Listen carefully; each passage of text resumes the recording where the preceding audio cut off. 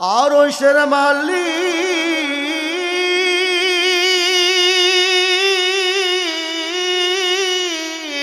দয়াময় প্রভু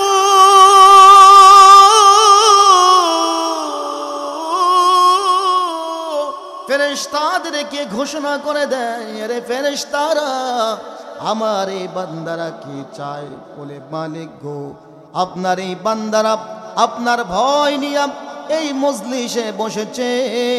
আল্লাহ পাক রব্বুল আলামিন বলে, ও আমার ফেরেশতারা, তারা কি আমি আল্লাহ তাআলাকে দেখেছে? বলে না, দেখে নাই।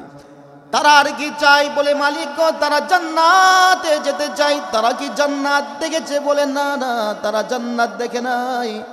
তারা আর কি চাই? বলে জাহান্নাম থেকে তারা পারা চায়। আরশের মালিক বলে, ও আমার ফেরেশতারা, তারা কি জাহান্নাম দেখেছে? না না মালিক, তারা জাহান্নামও দেখে নাই।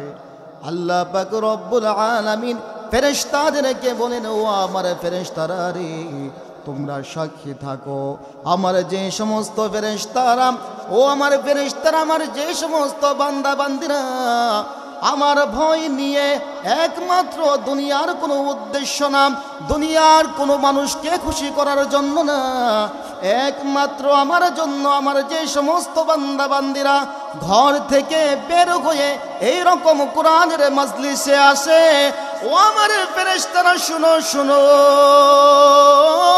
আমি আরশের মালিক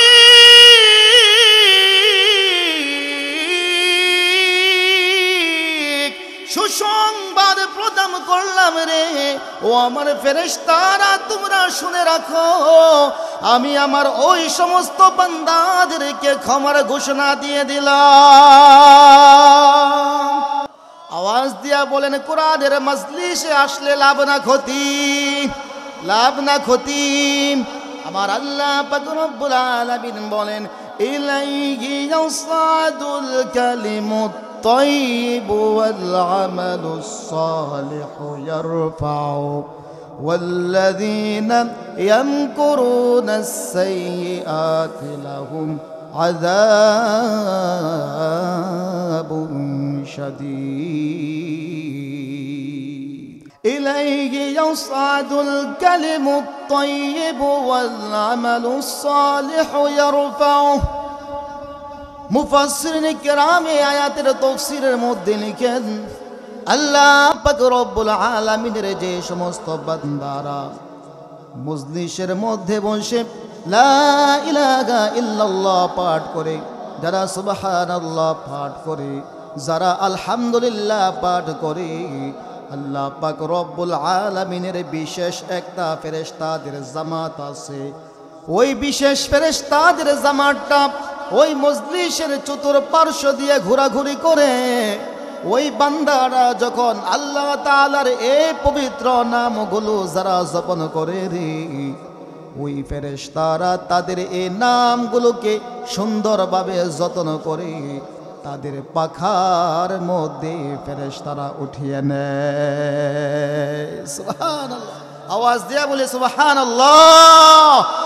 আরশের মালিক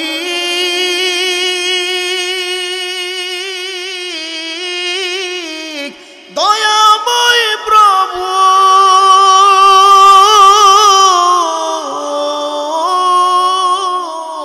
ওই ফেরেশতাদেরকে পাঠিয়ে দেন, আমার ফেরেশতারা, আমার ওই বান্দারা আমার পবিত্র নাম জপন করতেছে। আল্লাহ তাআলার ফেরেশতারা ওই নামগুলোকে, বান্দার জবানের উচ্চারিত নামগুলোকে সুন্দরভাবে যত্ন করিয়া তাদের পাখার মধ্যে, ডানার মধ্যে সংগ্রহ করিয়া আমালুস সালিহু ইয়ারফাউ, তারা আস্তে আস্তে আকাশের দিকে তারা উড়তে থাকে। আওয়াজ দিয়া বলি সুবহানাল্লাহ। অতএব আল্লাহ তাআলার নামে নিলে লাভ না ক্ষতি? আওয়াজ দেয়া বলে লাভ না ক্ষতি? আল্লাহ পাক রব্বুল আলামিনের ফেরেশতারা এখানে ক্ষান্ত না, ওই শব্দগুলোকে নিয়ে, ওই আমল নামাগুলোকে নিয়ে আল্লাহ পাক রব্বুল আলামিনের ফেরেশতারা কোথায় চলে যায়? আরশে আজিম পর্যন্ত চলে যায়। ওই আরশে আজিমের চতুর্পার্শ্বে গিয়ে ওই ফেরেশতারা ঘোরাঘুরি করে আল্লাহ পাক রব্বুল আলামিনের আরশে আজিমের চতুর্পার্শ্বে ঘোরাঘুরি করে আর গুনগুন শব্দ করতে থাকে। আল্লাহ পাক রব্বুল আলামিন বলেন, এরে আমার ফেরেশতারা, কিসের কারণে তোমরা এরকম গুনগুন শব্দ করতেছ? আরশের মালিক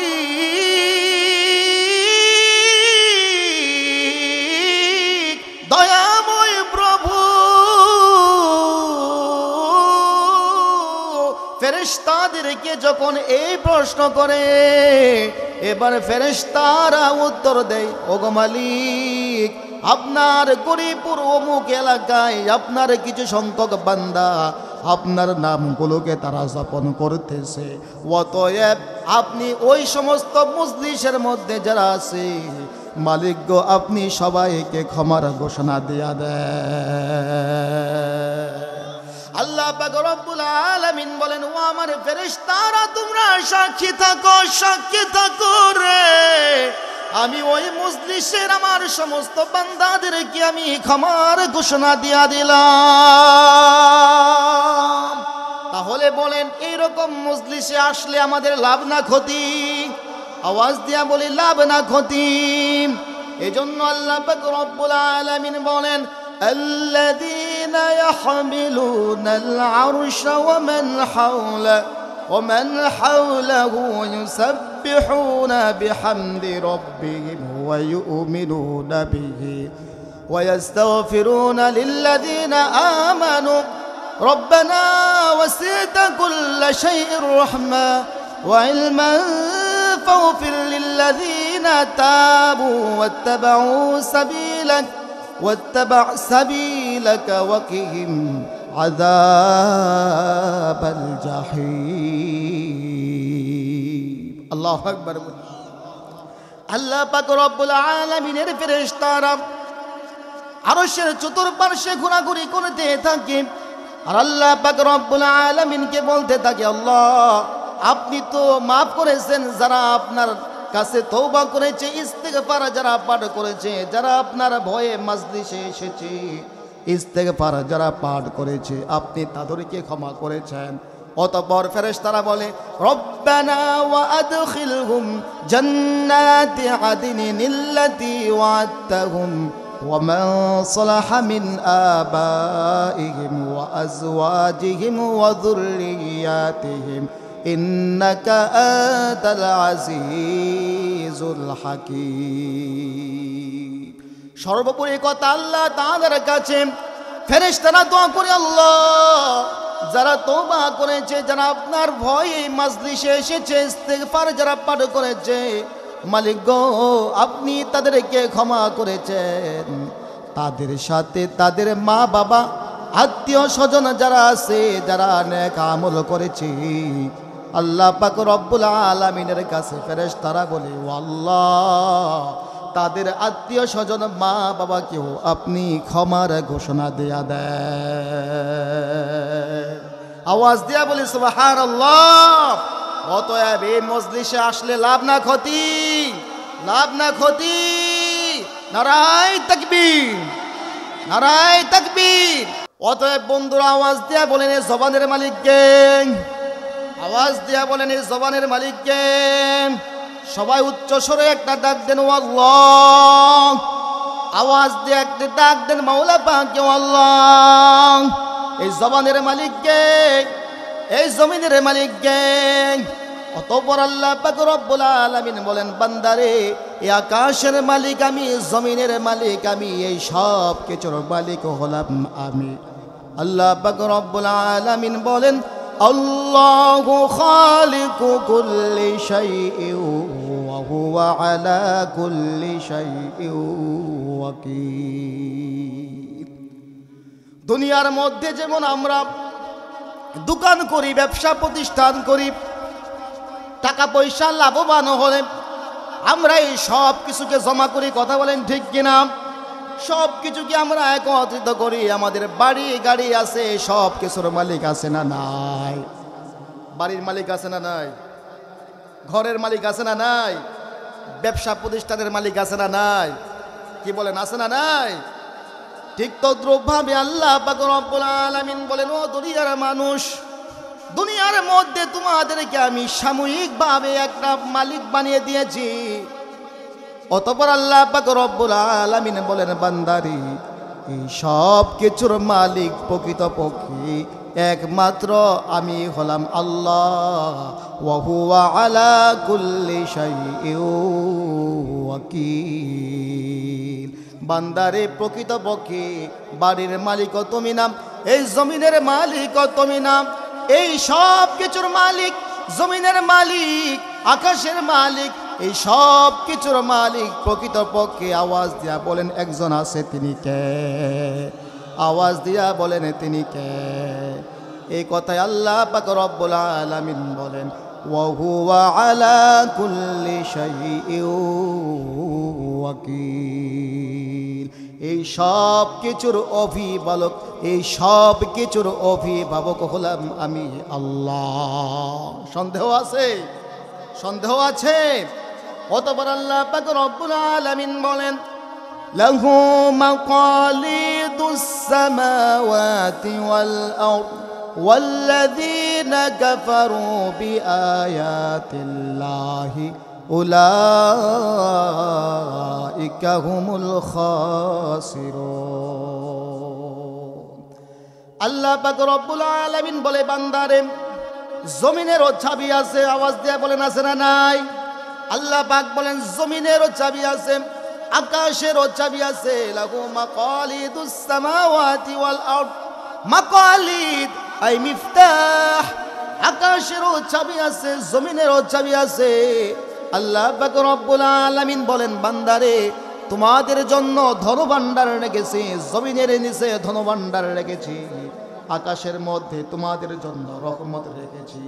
জমিনের মধ্যে যখন বৃষ্টির প্রয়োজন হয়, আকাশ থেকে টপ টপ টপ টপ করে আমি বৃষ্টি বর্ষণ করি, আকাশ থেকে টপ টপ করে আমি বৃষ্টি বর্ষণ করি। জমিনের মধ্যে অনেক সময় তোমাদের জন্য স্বর্ণের খনি রেখে দিয়েছি, ইত্যাদি হীরা মণি মুক্তা তোমাদের জন্য রেখে দিয়েছি। এই জন্য আল্লাহ পাক রব্বুল আলামিন বলেন, আকাশেরও চাবি আছে, জমিনেরও আমার কাছে চাবি আছে। সুবহানাল্লাহ। আকাশ জমিনের চাবি আছে না নাই? আছে না নাই? কিন্তু কাফের মুশরিকরা এগুলো বিশ্বাস করে না। কাফেররা কি করে না? এগুলো বিশ্বাস করে না। কাফেররা কি বলে? ওয়াল্লাযীনা কাফারু বিআয়াতিল্লাহি উলাইকা হুমুল খাসিরুন। কাফেররা বলে, এ পৃথিবী আছে, ধ্বংস হয়ে যাবে, এ পৃথিবী শেষ হয়ে যাবে, কিন্তু আল্লাহ তাআলার সামনে আমাদেরকে দাঁড়াইতে হবে না। আল্লাহ তাআলার আয়াতগুলোকে তারা অস্বীকার করে, আল্লাহ পাক রব্বুল আলামিনের নিদর্শনগুলো তারা অস্বীকার করে। আমার আল্লাহ পাক রব্বুল আলামিন বলেন, যেই সমস্ত কাফের ফুজ্জাররা আমি আল্লাহ পাক রব্বুল আলামিনের নিদর্শনগুলোকে যারা অস্বীকার করবে, উলাইকা হুমুল খাসিরুন। ওই সমস্ত কাফের মুশরিকরা ক্ষতিগ্রস্তদের অন্তর্ভুক্ত হয়ে যাবে। বলেন আউযুবিল্লাহ। আওয়াজ দিয়ে বলেন, আল্লাহ তাআলার সামনে আমাদের দাঁড়ানো লাগবে কি লাগবে না? লাগবে কি লাগবে না? মৃত্যুবরণ করতে হবে কিনা? মৃত্যুবরণ করতে হবে কিনা? মৃত্যু থেকে বাঁচার কোনো উপায় আমাদের নাই, বাঁচার কোনো উপায় নাই। কিন্তু কাফেররা কি বলে? তারা বলে যে না, আমরা মরে যাব, পচে গলে শেষ হয়ে যাব, আমাদের কি আল্লাহ তাআলার সামনে দাঁড়াইতে হবে না। বলি নাউযুবিল্লাহ। অতঃপর আল্লাহ পাক রব্বুল আলামিন বলেন, মিনহা খলাকনাকুম ওয়া ফিহা নুঈদুকুম ওয়া মিনহা নুখরিজুকুম তারাতান উখরা। বান্দারে, আমি তোমাকে এই মাটি দিয়ে সৃষ্টি করেছি, আবার এই মাটির মধ্যে তোমাদেরকে দাফন করা হবে, আবার কাল কিয়ামতের ময়দানে এই মাটি থেকে আবার তোমাদেরকে দ্বন্দ্বমান করা হবে। বলেন সুবহানাল্লাহ। বন্ধুরা আমার, এই পৃথিবী থাকবে না, এই পৃথিবী একদিন ধ্বংস হয়ে যাবে। আল্লাহ পাক রব্বুল আলামিনের পবিত্র নাম নেওয়ার মতো যখন একটা মানুষও থাকবে না, আল্লাহ পাক রব্বুল আলামিন ইসরাফিল আলাইহিস সালাতু ওয়াস সালামকে হুকুম করবেন, ইসরাফিল এই পৃথিবী আমি আর রাখতে চাই না, আমার আর কোনো বান্দা দুনিয়ার বুকে নাই, অতএব তুমি সিংহার মধ্যে ফুৎকার দেয়া দাও। হযরত ইসরাফিল আলাইহিস সালাতু ওয়াস সালাম আল্লাহ পাক রব্বুল আলামিনের হুকুম পাওয়ার সাথে সাথে সিংহার মধ্যে ফুৎকার দিবেন। আল্লাহ পাক রব্বুল আলামিন বলেন, ونفخ في الصور فصعق من في السماوات ومن في الأرض إلا من شاء الله। আল্লাহ পাক রব্বুল আলামিন বলেন, সমস্ত মানুষ ধ্বংস হয়ে যাবে, সমস্ত মাখলুকাত ধ্বংস হয়ে যাবে, সমস্ত ফেরেশতারা মালাইকা যারা আছে সবাই মৃত্যুবরণ করবে। আল্লাহ পাক রব্বুল আলামিনের সামনে আজরাইল আলাইহিস সালাতু ওয়াস সালাম উপস্থিত হবে। ও আরশের মালিক, আর পৃথিবীর বুকে আর কেউ নাই। আল্লাহ পাক বলে, আর কে আছে? মাওলা গো, একমাত্র তুমি আছো আর আমি আছি। কে আছে? আজরাইল বলে, আল্লাহ একমাত্র তুমি আছো আর আমি আছি। অতঃপর আল্লাহ পাক রব্বুল আলামিন বলেন, ও আজরাইল, আমি আল্লাহ পাক রব্বুল আলামিন হলাম এক, অতএব আমি একমাত্র থাকবো। আল্লাহু লা ইলাহা ইল্লাহু আল হাইয়ুল কাইয়্যুম, একমাত্র আমি জীবিত থাকবো, আমার কোনো মৃত্যু নাই, অতএব আমি ছাড়া সবাইকে মৃত্যুবরণ করতে হবে। ও আজরাইল, তুমিও যেহেতু আমার একটা সৃষ্টি, আজরাইল তুমিও মৃত্যুবরণ করো। আল্লাহ পাক রব্বুল আলামিনের আদেশ পাওয়ার সাথে সাথে হযরত আজরাইল আলাইহিস সালাতু ওয়াস সালাম এমন বিকট একটা চিৎকার দিবেন, ওই চিৎকারের সাথে সাথে হযরত আজরাইল কলিজা ফেটে দুনিয়ার থেকে অর্থাৎ ইন্তেকাল করবে। আজরাইল চিৎকার দেওয়ার সাথে সাথে কলিজা ফাটিয়া তৎক্ষণাৎ সে মৃত্যুবরণ করবে। বলে সুবহানাল্লাহ। দুনিয়ার বুকে আর কেউ থাকবে না, পৃথিবীর বুকে আর কেউ থাকবে না, আসমানের উপরে কেউ থাকবে না, জমিনের নিচে কেউ থাকবে না, জমিনের উপরেও কেউ থাকবে না। আল্লাহ পাক রব্বুল আলামিন একমাত্র তিনি একক দণ্ডায়মান থাকবেন। আল্লাহ পাক রব্বুল আলামিন তখন হুঙ্কার দিবেন, কোথায় ফেরাউন, কোথায় নমরুদ, কোথায় হামান, কোথায় কারুন, যারা দুনিয়ার বুকে মস্তানি করেছ, যারা দুনিয়ার বুকে বাহাদুরি করেছ, মানুষের উপর জুলুম করেছ, মানুষের উপর অন্যায় ভাবে গুলি করেছ, মানুষকে হত্যা করেছ। আল্লাহ পাক রব্বুল আলামিন বলেন, কোথায় তোমাদের আধিপত্য, কোথায় তোমাদের ক্ষমতা? আওয়াজ দিয়া বলেন, আল্লাহ পাক রব্বুল আলামিনের সামনে সেই দিন ক্ষমতার বাহাদুরি দেখাইবার মতো কেউ আছে নাকি? আওয়াজ দিয়া বলেন, আছে নাকি? আল্লাহ পাক রব্বুল আলামিন নিজেই জবাব দিবেন, লিমানিল মুলকুল ইয়াউম লিল্লাহিল ওয়াহিদিল কাহ্হার।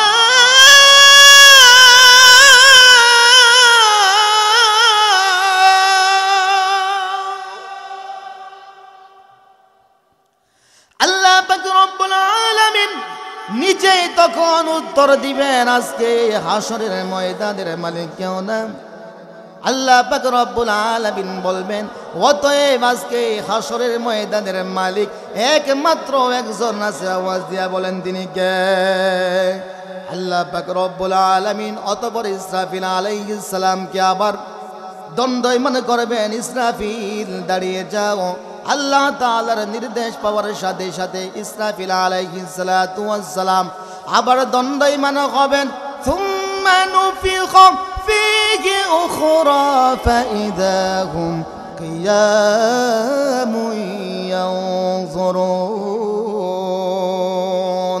হযরত ইসরাফিল আলাইহিস সালাতু ওয়াস সালাম আল্লাহ পাক রব্বুল আলামিনের হুকুম পাওয়ার সাথে সাথে দ্বিতীয়বার যখন সিংহার মধ্যে ফুৎকার দিবেন, সিংহার মধ্যে ফুৎকার দেওয়ার সাথে সাথে যে মানুষটা যেখানে ইন্তেকাল করেছে, কেউ আগুনের মধ্যে পড়ে মৃত্যুবরণ করেছে, কেউ সাগরের মধ্যে ডুবে মৃত্যুবরণ করেছে, যে অবস্থায় মৃত্যুবরণ করেছে, যেখানে যাকে দাফন করা হয়েছে, ইসরাফিল আলাইহিস সালাতু ওয়াস সালাম সিংহায় ফুৎকার দেওয়ার সাথে সাথে ওই মানুষগুলা তৎক্ষণাৎ হাসরের ময়দানে যাওয়ার জন্য দণ্ডায়মান হয়ে তারা দাঁড়িয়ে যাবে, বলে সুবহানাল্লাহ। সিংহায় ফুৎকার দেওয়ার পর তারা দণ্ডায়মান হবে, মানুষগুলো দাঁড়িয়ে যাবে। কি ব্যাপার, কি ব্যাপার, কোত্থেকে আওয়াজ আসলো? বলি সুবহানাল্লাহ। আমাদের দাঁড়াইতে হবে কি হবে না? আওয়াজ দেয়া বলি হবে কি হবে না? মরতে হবে কি হবে না? মরণ থেকে কেউ বাঁচতে পারবে না, মরণ থেকে কেউ বাঁচতে পারবে না। অতঃপর ইসরাফিল আলাইহিস সালাতু ওয়াস সালাম সিংহার মধ্যে ফুৎকার দেওয়ার পর সর্বপ্রথম যে মানুষটা দণ্ডায়মান হবে তিনি আর কেউ নয়, তিনি হলেন আমার নবী, আপনার নবী, রহমাতুল লিল আলামিন, দু জাহানের বাদশা, সাকিয়ে কাউসার, শাফিউল মুজনিবি, হযরত মুহাম্মদ মুস্তাফা সাল্লাল্লাহু আলাইহি ওয়াসাল্লাম। বলেন সুবহানাল্লাহ। আল্লাহর নবী, বিশ্ব নবী, রহমাতুল লিল আলামিন, দু জাহানের বাদশা, সর্বপ্রথম মদিনা মুকাররমা থেকে রওজা ধার থেকে দয়াল নবী, মায়ার নবী দণ্ডায়মান হবে। আল্লাহর রাসূল সাল্লাল্লাহু আলাইহি ওয়াসাল্লাম দণ্ডায়মান হয়ে বলবেন, কোথায় আবু বকর, কোথায় উমর, কোথায় উসমান, আলী, কোথায় আমার সাহাবীরা রে? জান্নাতুল বাকি থেকে সাহাবায়ে কেরাম অত বড় সমস্ত উম্মতদেরকে নিয়ে আল্লাহর রাসূল সাল্লাল্লাহু আলাইহি ওয়াসাল্লাম হাসরের ময়দানের দিকে যাইতে শুরু করবে। বলে সুবহানাল্লাহ। আল্লাহর রাসূল সাল্লাল্লাহু আলাইহি ওয়াসাল্লাম হাসরের ময়দানে যখন উপস্থিত হবেন, আল্লাহর রাসূল সাল্লাল্লাহু আলাইহি ওয়াসাল্লামের সামনে হিসাবে নিকাশ শুরু হয়ে যাবে। বলে সুবহানাল্লাহ। হিসাবে নিকাশ শুরু হয়ে যাবে। আল্লাহর রাসূল সাল্লাল্লাহু আলাইহি ওয়াসাল্লাম হঠাৎ করিয়া দেখবেন দয়াল নবী, মায়ার নবী একজন উম্মতকে জাহান্নামের ফেরেশতারা নিয়ে যাচ্ছে। বলে নাউযুবিল্লাহ। হযরত আদম আলাইহিস সালাতু ওয়াস সালাম আমার নবীকে ডাক দিবেন, ও মুহাম্মদ, দেখো তোমার একজন গুনাহগার উম্মত জাহান্নামের দিকে চলে যাচ্ছে, জাহান্নামের ফেরেশতারা তোমার উম্মতটাকে জাহান্নামের দিকে নিয়ে যাচ্ছে। অতঃপর আল্লাহর রাসূল সাল্লাল্লাহু আলাইহি ওয়াসাল্লাম দৌড়ে গিয়ে ওই ফেরেশতাদেরকে তৎক্ষণাৎ আটক করে দিবেন। ও ফেরেশতারা, কিসের কারণে আমার উম্মতকে তোমরা পাকড়াও করেছো? এবার ফেরেশতারা বলে, ও গো নবী, আপনার উম্মতের মধ্যে নেকের পাল্লা হালকা হয়ে গেছে, গুনার পাল্লা ভারী হয়ে গেছে। নেক যেহেতু কম, গুনাহ যেহেতু বেশি, এই জন্য তাকে আমরা জাহান্নামের দিকে নিয়ে যাচ্ছি। আল্লাহর রাসূল সাল্লাল্লাহু আলাইহি ওয়াসাল্লাম আদেশ করবেন, না না না, আমি বিশ্বাস করি না। ও ফেরেশতারা, আমার সামনে আমার উম্মতদেরকে তোমরা জাহান্নামে নিতে পারবে না। আল্লাহ পাক রব্বুল আলামিন ফেরেশতাদেরকে বলবেন, ও আমার ফেরেশতারা রে, আমার নবীর সামনে তার উম্মতকে তোমরা জাহান্নামে নিতে পারবে না। অতএব তোমরা কি করো, আমার নবীর সামনে আবার তার আমলনামাটা তোমরা মাপন করো, ওজন করো। আর ওইসের মালিক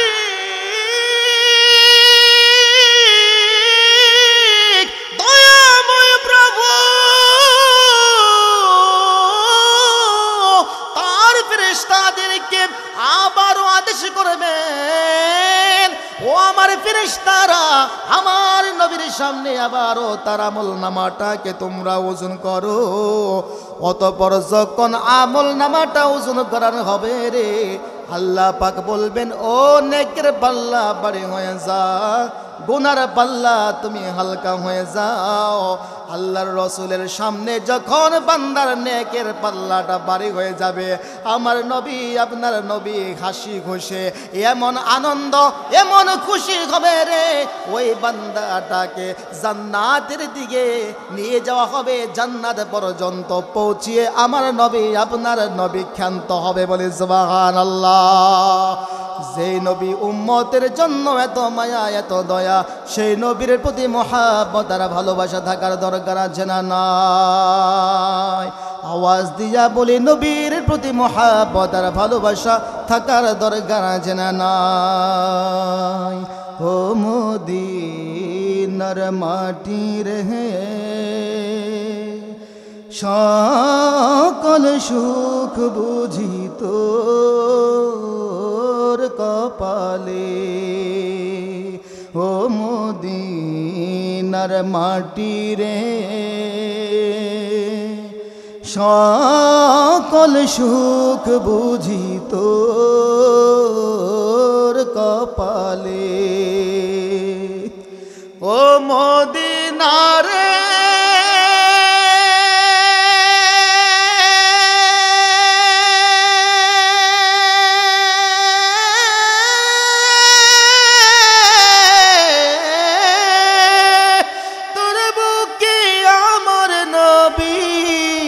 যার লাগি পাগল সবই, যার লাগি হইল সৃষ্টি ত্রিভুবন, ঠিক কিনা? ও মদিনারে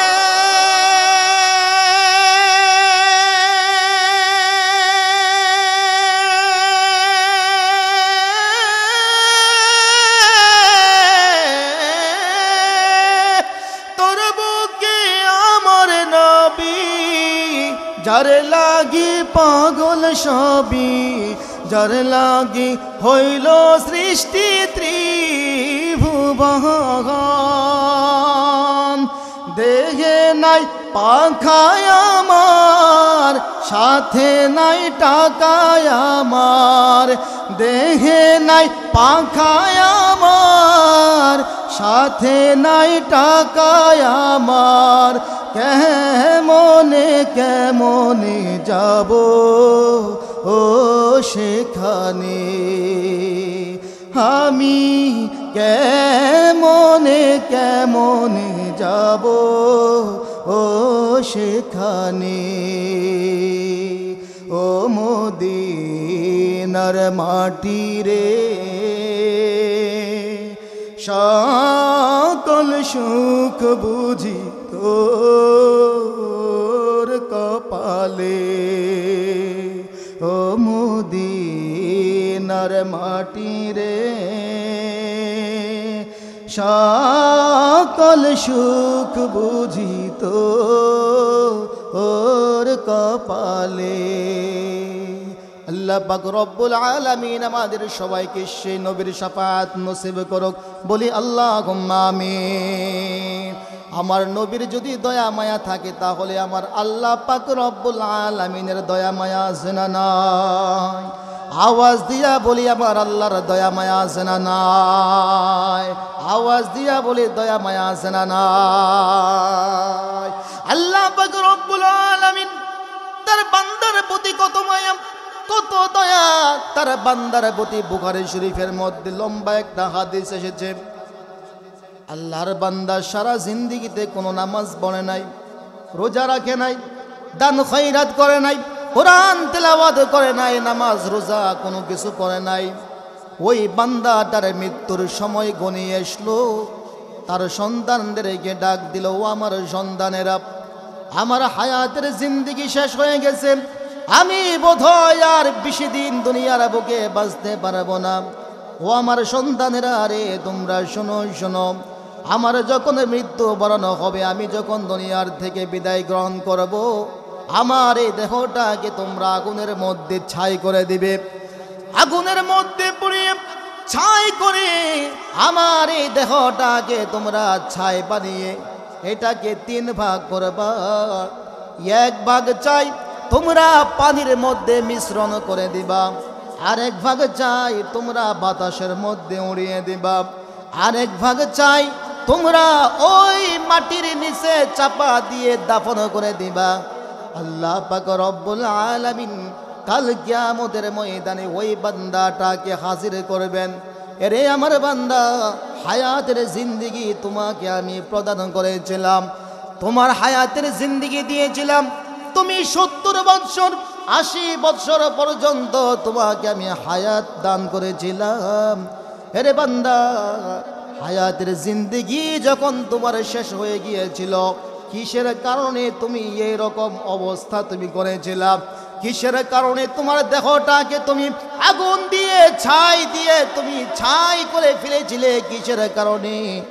এবার ওই আল্লাহর বান্দা আল্লাহ পাক রব্বুল আলামিনের সামনে দাঁড়ায় বলে, ও মালিক, অনেকে চিন্তা করি আমি দেখলাম আমার আমল নামার মধ্যে কোনো নেক নাই। সারা জিন্দেগি শুধু গুনাহ করেছি, শয়তানের ধোঁকায় পড়ে, নফসের ধোঁকায় পড়ে কত অন্যায় অবিচার করেছি। তোমার কোনো হুকুম বিধি নিষেধ আমি পালন করতে পারি নাই মালিক গো। কোন মুখ নিয়া তোমার সামনে দাঁড়াইব? কি জবাব দিব? কোন আমল নিয়া তোমার সামনে আমি দাঁড়াইব? এই চিন্তা করিয়া আমি আমার সন্তানদেরকে আদেশ করেছিলাম, আমার সন্তানরা রে যেন আল্লাহ তাআলার সামনে আমার দাঁড়াইতে না হয়, আমার এই দেহটাকে তোমরা জ্বালিয়ে পুড়িয়ে ছাই করে দিবা। বলি সুবহানাল্লাহ।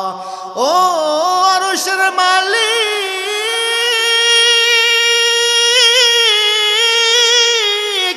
একমাত্র তোমার ভয়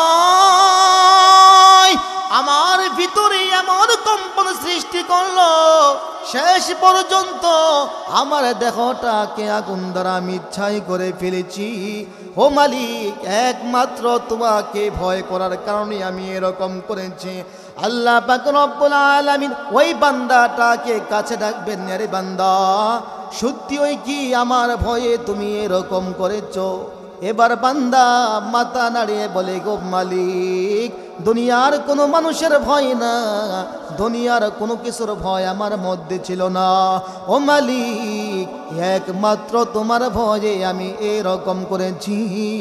আল্লাহ পাক রব্বুল আলামিন ডাক দিয়া বলবেন, এরে আমার বান্দা, আয় আয় আয় আমার কাছে আয়। বান্দারে, আমার ভয়ে যেহেতু তুমি এইরকম করেছ, আমার নাম রহমান, আমার নাম গফফার, এরে বান্দা, আমি তোমাকে সুসংবাদ প্রদান করলাম, তোমার জিন্দেগির সমস্ত গুনাহগাতাগুলোকে আমি মাফ করিয়া এই মুহূর্তে আমি তোমাকে জান্নাতে যাওয়ার পারমিশন দিয়ে দিলাম। আওয়াজ দিয়ে বলে সুবহানাল্লাহ। বার বলেন, আমার আল্লাহ তাআলার দয়া মায়া আছে না নাই? আমার মাওলা পাকের দয়া মায়া আছে না নাই? এই জন্য আল্লাহ পাক রব্বুল আলামিন বলেন, কুল ইয়া ইবাদিয়াল্লাযীনা আসরাফু আলা أنفسهم لا تقنطوا من رحمة الله।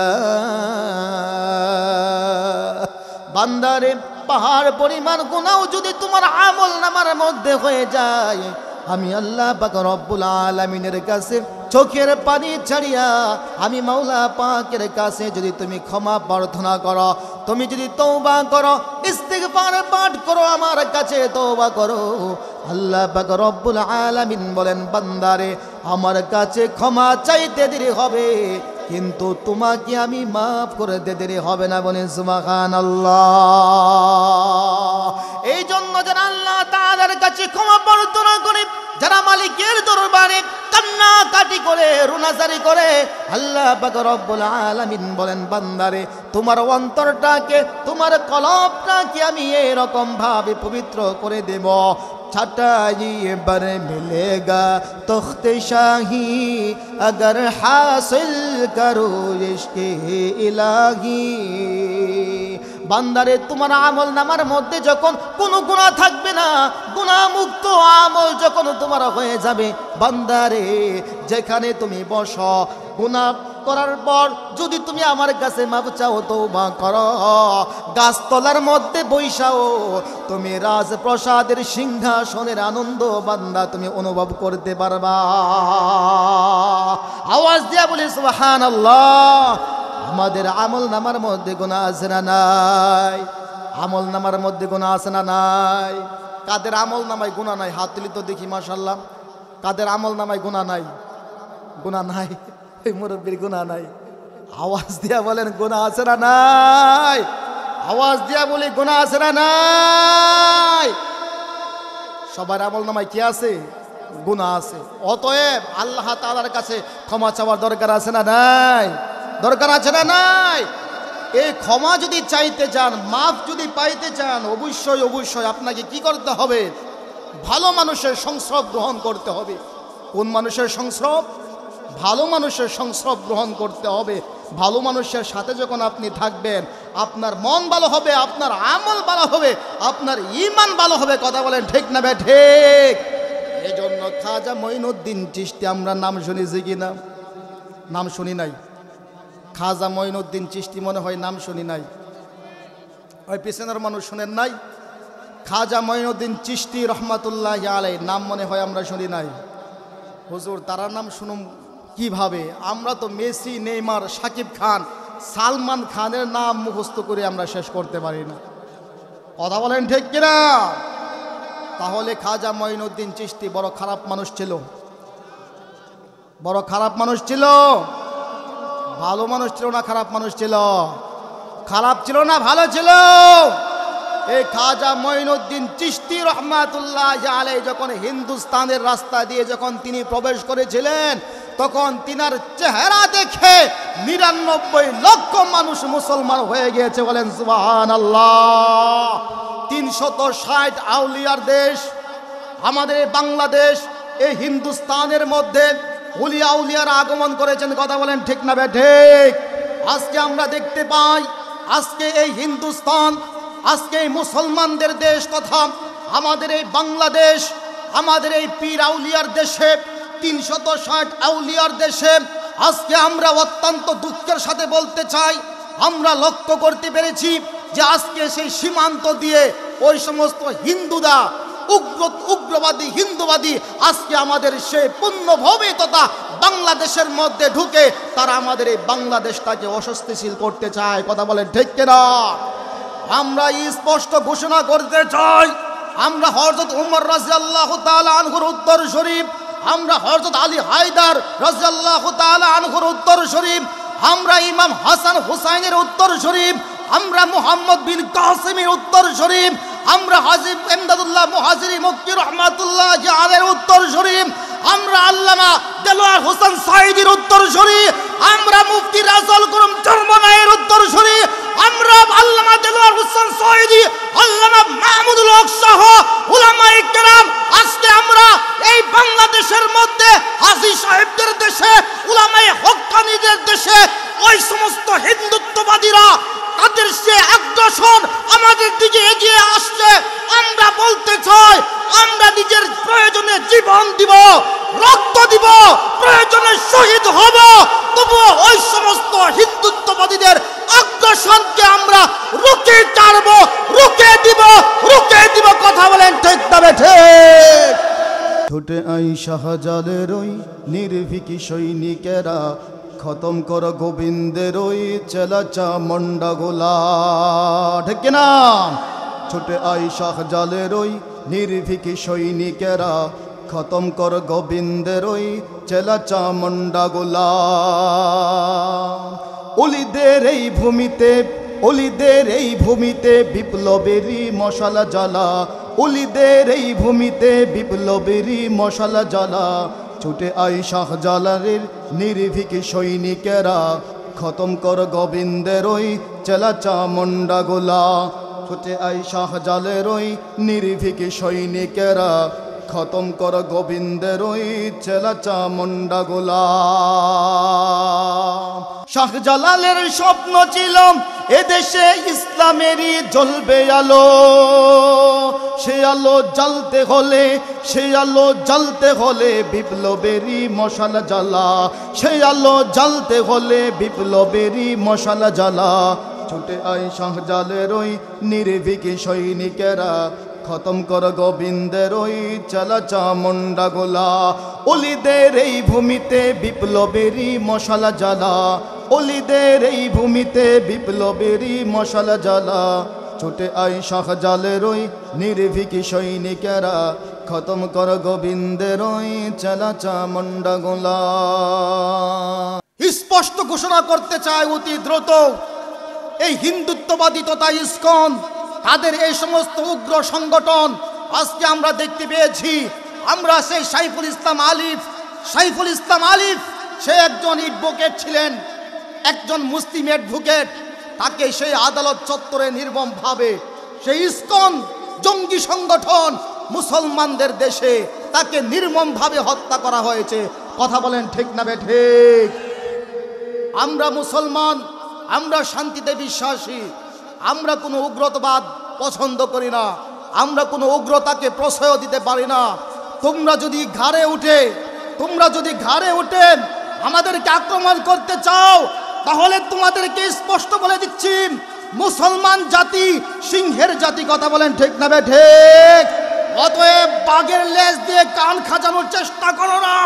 তোমরা যদি এই সমস্ত অপতৎপরতা বন্ধ না করো, প্রয়োজনে আমরা আবার সে 5 মে সপ্তাহ চত্বরের মতো রাজপথে ঝাঁপিয়ে পড়বো। কথা বলেন ঠিক না ঠিক? প্রয়োজনে 5 আগস্ট আমরা যেভাবে রাজপথে নেমে ওই সমস্ত ফ্যাসিস্টবাদীদেরকে আমরা এই দেশ থেকে বিতাড়িত করেছি, তোমাদের মতো সন্ত্রাসী ইসকন সংগঠন এই বাংলার জমিনে থাকতে দেব না।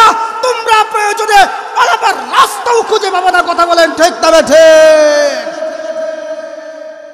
ইঞ্চি ইঞ্চি মাটি সোনার চাইতে কাটি নগদ রক্ত দিয়ে কেনা, কসম সেই খোদার একটি কণাও থার কেড়ে নিতে কেউ পারবে না। ঠিক না ঠিক? দেশের প্রতি মায়া থাকার দরকার আছে না নাই? দেশের প্রতি মোহাব্বত থাকার দরকার আছে না নাই? কাদের ভিতরে দেশের মোহাব্বত আছে দুটি হাত তুলে আমার আল্লাহ তাআলাকে দেখায়। নারে তাকবীর। ইঞ্চি ইঞ্চি মাটি সোনার চাইতে খাটি নগদ রক্ত দিয়ে কেনা, কসম সেই খোদার একটি কণাও তার কেড়ে নিতে কেউ পারবে না। রঙের তুলিতে আঁকা সবুজের ছায়া ঢাকা সজলা সফলা পরিপাটি, লক্ষ শহীদ গাজী রেখেছে জীবন বাজি করেছে স্বাধীন এই মাটি। বাংলাদেশ আমার বাংলাদেশ, তোমার বাংলাদেশ খোদার দান। ধন্য ধন্য আমি সবার চাইতে দামি বাংলা মাটির সন্তান। বাংলাদেশ আমার বাংলাদেশ, তোমার বাংলাদেশ খোদার দান। ধন্য ধন্য আমি সবার চাইতে দামি বাংলা মাটির সন্তান। চারদিকে দুশ্মন, ভেঙো না মন, সাহস জমিয়ে রাখো বুকে। ইমান জিন্দা করে জিহাদের হুঙ্কারে পরাজিত করো শত্রুকে। চারদিকে গাদ্দার বিন্দেশি তাবেদার, সজাগ দৃষ্টি রাখো সবে। সকল মির্জাফর বিদেশি গোলাম চর রুখতে তাদের আজ হবে। বাংলাদেশ আমার বাংলাদেশ, তোমার বাংলাদেশ খোদার দান। ধন্য ধন্য আমি সবার চাইতে দামি বাংলা মাটির সন্তান। বাংলাদেশ আমার বাংলাদেশ, তোমার বাংলাদেশ খোদার দান। সোনার জন্মভূমি তোমার জন্যে আমি জীবন দিয়েছি কুরবান। অনেক দামের দেশ, রক্ত ঘামের দেশ, মায়ার বাঁধন বড় বেশি। হিন্দু মুসলমান বৌদ্ধ বা খ্রিস্টান সকলেই তো বাংলাদেশি। তবে কেন সংঘাত, কেন কিসের বিবাদ? ভাই ভাই রাখো হাত হাতে। সময়ে পক্ত জাতি নজির দেখাও দুনিয়াতে। বাংলাদেশ আমার বাংলাদেশ, তোমার বাংলাদেশ খোদার দান। ধন্য ধন্য আমি সবার চাইতে দামি বাংলা মাটির সন্তান। বাংলাদেশ আমার বাংলাদেশ, তোমার বাংলাদেশ খোদার দান। সোনার জন্মভূমি তোমার জন্যে আমি জীবন দিয়েছি কুরবান। ঠিক না ঠিক? অতএব আমরা দেখতে পাই এই বাংলার জমিনের মধ্যে এই আজানের মাধ্যমে মানুষের ঘুম ভাঙে। কথা বলেন ঠিক না ঠিক? এই বাংলাদেশের মানুষের আজানের মাধ্যমে দিন শেষ হয়, আজানের মাধ্যমে তাদের দিন শুরু হয়। এই বাংলাদেশের মধ্যে যতগুলো মসজিদ আছে, যতগুলো মাদ্রাসা আছে, বিশ্বের কোনো দেশের মধ্যে এতগুলো মাদ্রাসা নাই, এতগুলো মসজিদ নাই। কথা বলেন ঠিক না ঠিক? অতএব এই দেশ উলামায়ে কেরামদের দেশ, এই দেশ ইসলাম প্রিয় তাওহীদি মুসলমানদের দেশ। কথা বলেন ঠিক না ঠিক? অতএব যদি এই ইসলামের পুণ্যভূমির মধ্যে কেউ চোখ তুলে তাকায়, আমরা বলতে চাই আমরা মাহদির সৈনিক, আমরা ইমামে মাহদির সৈনিক, আমরা জান দিব, জীবন দিব, তবুও আমাদের এই ইসলামের পুণ্যভূমি শাহজালালের পুণ্যভূমিকে আমরা কলঙ্কিত করতে দেব না। কথা বলেন ঠিক না ঠিক? কই মাহদির সৈন্যরা গর্জে ওঠো, শহীদি তামান্না বুকে নিয়ে, সুফিয়ানা মতবাদ রুখতে গলে এখন থেকেই থাকো তৈরি হয়ে। কই মাহদির সৈন্যরা গর্জে ওঠো, শহীদি তামান্না বুকে নিয়ে, সুফিয়ানা মতবাদ রুখতে গলে এখন থেকেই থাকো তৈরি হয়ে। আসবে মহাকাল, রুখতে হবে দাজ্জাল, আসবে মহাকাল, রুখতে হবে দাজ্জাল। যার এক হাতে থাকবে জান্নাত, এক হাতে থাকবে জাহান্নাম, মানুষকে বলবে ডেকে ডেকে আমি তো তোমাদের খোদা মহান। যার দিলে থাকিবে ঈমান, হবে না তো সেই বেঈমান। যার দিলে থাকিবে ঈমান, হবে না তো সেই বেঈমান। মুমিন বলবে ডেকে ঈমান নিয়ে বুকে নিশ্চিত তুই দাজ্জাল, আসবে মহাকাল, রুখতে হবে দাজ্জাল, আসবে মহাকাল, রুখতে হবে দাজ্জাল। কথা বলেন ঠিক না ঠিক?